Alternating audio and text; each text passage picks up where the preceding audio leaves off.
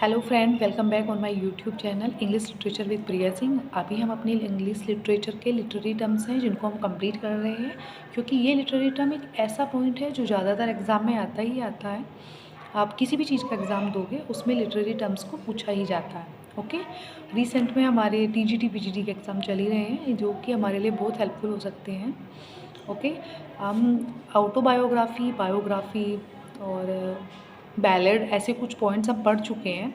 आज मैं आप लोगों को नेक्स्ट बताने वाली हूँ। ठीक है, आई होप ये सब आपके लिए बहुत हेल्पफुल होंगे। जो हम आज पढ़ने वाले हैं, आज हम पढ़ेंगे बोथ्स के बारे में, बैथोस। ठीक है, ये एक ऐसा सीरियस सब्जेक्ट होता है, बैथोस जो होता है। इसके अंदर निराशाजनक, इसको बोलते हैं चेंजेस, एकदम से जो चेंज होता है उसको बोलते हैं बैथोस। डेफिनेशन क्या है इसकी? एक serious change, a change serious subject into a laughing moment. कुछ सीरियस मैटर चल रहा है लेकिन एकदम से जब चेंज हो जाता है, जैसे अभी हम ही हैं कुछ सीरियस बातें कर रहे हैं लेकिन कोई फ़नी पर्सन हमारे बीच में होता ही है जो बीच में से एकदम से कुछ फ़नी बोल देता है और हम सबकी हंसी छूट जाती है। तो वो क्या होता है, वहाँ पर कौन सा सेंस क्रिएट हो रखा होता है, कौन सा फिगर ऑफ स्पीच मोस्टली आता है वहाँ पर, तो उसको बोलते हैं बैथोस। ठीक है, इसको सबसे ज़्यादा किसने यूज़ किया है? आपको याद रखना है कि हाँ, इस टर्म को सबसे ज़्यादा जो यूज़ किया है इसको पोप ने यूज़ किया है। ठीक है, मैं इसकी एक आपको डेफिनेशन, पर्टिकुलर डेफिनेशन बताती हूँ। A change from a serious subject to a disappointing one from a sublime ridiculous. ठीक है, I once again, a change from a serious subject, इसको जब चेंज किया जाता है in a serious subject disappointing from the sublime to ridiculous writing speech.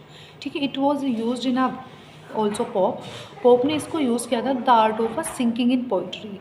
Pope ने अपनी जो पोइट्री लिखी थी उसके अंदर इन्होंने बहुत ज़्यादा यूज़ किया था इसको।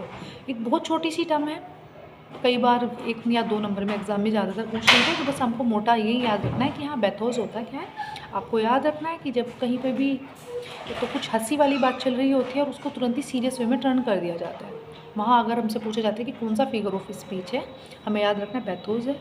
और कई बार क्या सीरियस सिचुएशन में जब हम एकदम से हँस पड़ते हैं, सभी की हंसी छूट जाती है, उस वाले मोमेंट को बैथोस बोला जाता है। ओके, सेकंड आपको ये याद रखना है कि हाँ, इसको यूज़ किसने किया है? इसको अलेक्जेंडर पोप ने बहुत ज़्यादा यूज़ किया है। किसके अंदर? A art of a sinking in poetry, the art of sinking in poetry.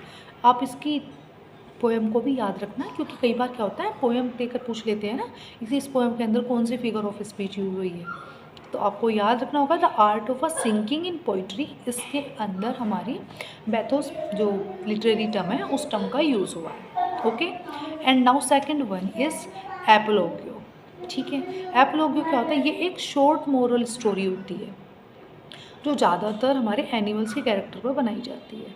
बहुत छोटा सा टर्म है अपोलॉगियो, कई बार छोटा टर्म है तो पूछ लेते हैं 1 या 2 नंबर के अंदर आ जाता है कि हाँ, ये किस पर, कई बार कि एनिमल बेस्ड जो मोरल स्टोरी होती है वो कौन सा टर्म है, कौन सा टर्म उसके अंदर लिटरेरी टर्म कौन सा यूज़ होता है।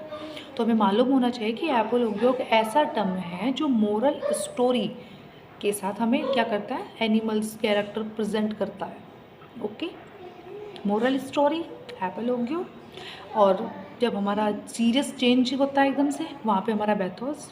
ओके, ये जो हमारा एपोलॉगियो है मोस्टली क्या होता है, इसके अंदर जो कैरेक्टर प्रेजेंट किए जाते हैं, एनिमल्स, बर्ड्स, इनको प्रेजेंट करके इस थिंग्स को प्रेजेंट किया जाता है, टर्म्स को प्रेजेंट किया जाता है। ओके, आप होप आप सभी को ये दोनों टर्म्स अच्छे से समझ आई होंगी।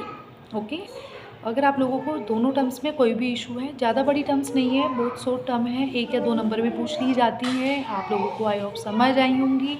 अगर आपको कोई भी कैसा भी डाउट है कोई सी भी टर्म में, तो आप लोग मुझको कमेंट में पूछ सकते हैं। So please, thank you for watching my video. Thank you.